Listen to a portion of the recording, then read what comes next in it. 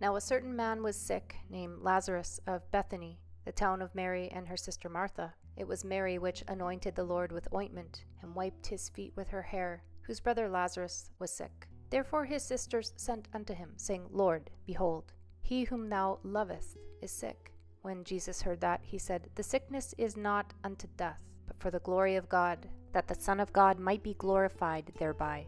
Now Jesus loved Martha and her sister and Lazarus. And when he had heard therefore that he was sick, he abode 2 days still in the same place where he was. Then after that saith he to his disciples, Let us go into Judea again. His disciples say unto him, Master, the Jews of late sought to stone thee, and goest thou thither again? Jesus answered, Are there not 12 hours in the day? If any man walk in the day, he stumbleth not, because he seeth the light of this world. But if a man walk in the night, he stumbleth, because there is no light in him. These things said he, and after that he saith unto them, Our friend Lazarus sleepeth, but I go, that I may awake him out of sleep. Then said his disciples, Lord, if he sleep, he shall do well. Howbeit Jesus spake of his death, but they thought that he had spoken of taking of rest and sleep. Then said Jesus unto them plainly, Lazarus is dead, and I am glad for your sakes that I was not there, to the intent ye may believe. Nevertheless, let us go unto him. Then said Thomas, which is called Didymus, unto his fellow disciples, Let us also go, that we may die with him. Then when Jesus came, he found that he had lain in the grave 4 days already. Now Bethany was nigh unto Jerusalem, about 15 furlongs off, and many of the Jews came to Martha and Mary to comfort them concerning their brother. Then Martha, as soon as she heard that Jesus was coming, went and met him, but Mary sat still in the house.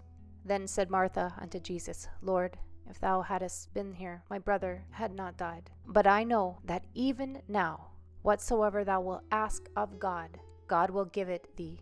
Jesus saith unto her, Thy brother shall rise again. Martha saith unto him, I know that he shall rise again in the resurrection at the last day. Jesus said unto her, I am the resurrection and the life. He that believeth in me, though he were dead, yet shall he live.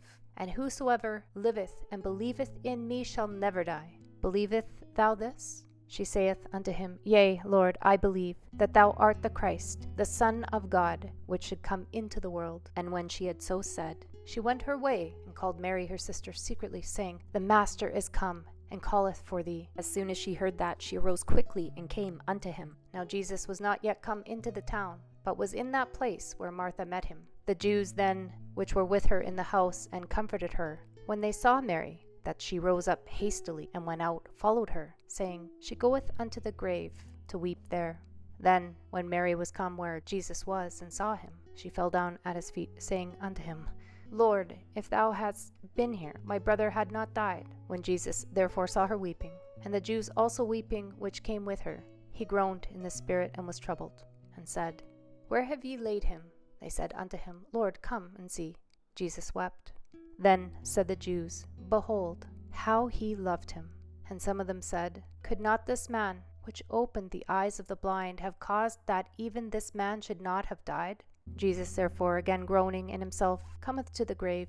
It was a cave, and a stone lay upon it. Jesus said, Take ye away the stone.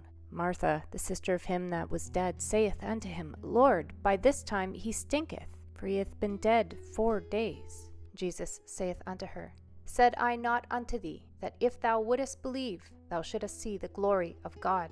Then they took away the stone from the place where the dead was laid. And Jesus lifted up his eyes and said, Father, I thank thee that thou hast heard me.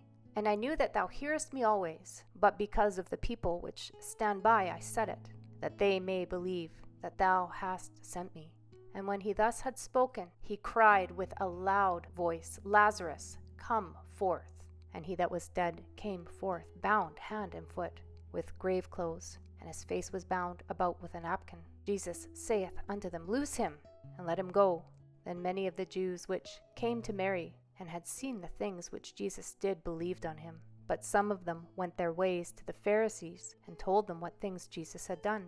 Then gathered the chief priests and the Pharisees a council, and said, What do we? For this man doeth many miracles. If we let him thus alone, all men will believe on him, and the Romans shall come and take away both our place and nation. And one of them, named Caiaphas, being the high priest that same year, said unto them, Ye know nothing at all, nor consider that it is expedient for us that one man should die for the people, and that the whole nation perish not.